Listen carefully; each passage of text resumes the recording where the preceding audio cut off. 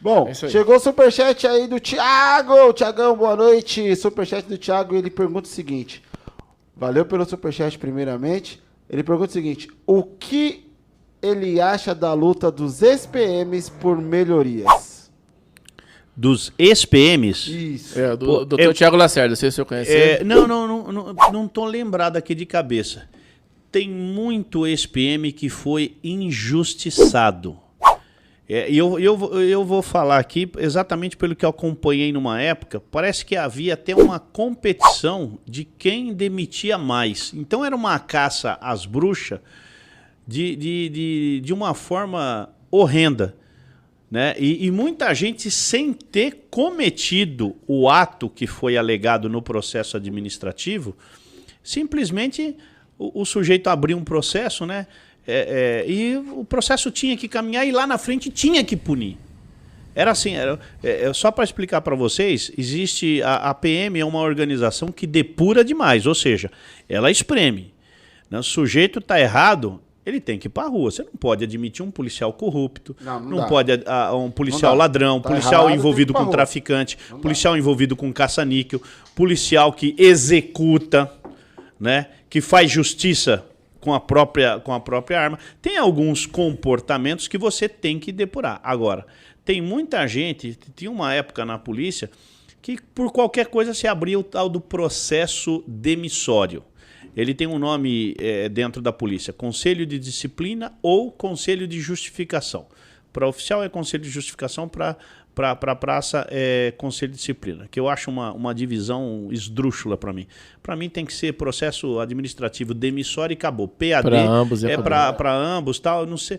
É que é coisa lá de trás, é histórico, né? Então os caras não querem mexer, mas eu acho estranho essa separação. Eu não gosto de separar, né? Para mim é tudo policial, né? Tem a hierarquia, como em qualquer lugar tem, você tem presidente, diretor, supervisor, coordenador, né? Você tem, em todo lugar tem hierarquia, na polícia também tem coronel, tenente-coronel, major, subtenente, sargento, cabo, soldado.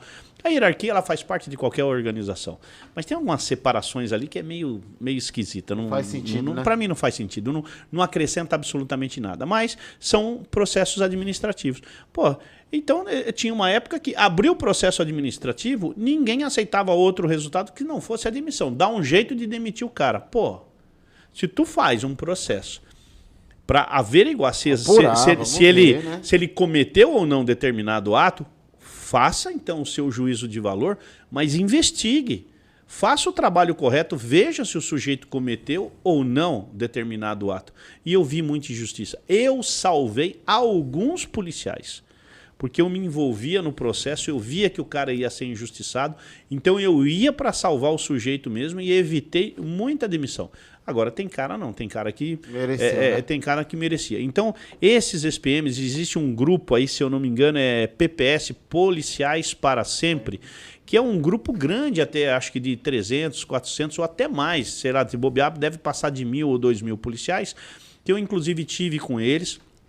Tem uma PEC na Assembleia Legislativa que eu fui na Assembleia conversar com a Marta Costa, deputada estadual, que ela era presidente da Comissão de Constituição e Justiça, para pautar essa PEC que ela prevê a readmissão ou a reanálise de todos esses casos para ver se o cara merecia ter ido ou não ter ido embora, porque muita gente foi assim, ó, foi na avalanche, é para demitir e vai, pronto. E o cara não tinha feito absolutamente nada. Né? E eu escutei relatos de policiais que sequer estavam no local dos fatos alegados e hoje estão na rua. Cruel, mas é cruel mesmo.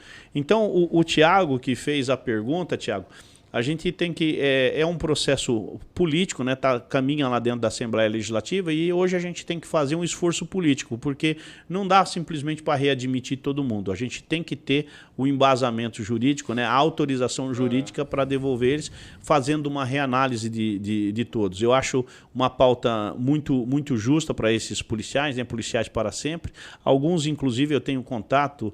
Né, acho que é Moretti o nome dele, eu não lembro, se eu não me engano é Moretti, lá de Itapevi, um cara que eu sentei, tomei um café com ele, conversei com ele, troquei ideia para saber do caso dele, e tem alguns outros que estão na minha agenda de telefone aqui que de vez em quando a gente troca um WhatsApp.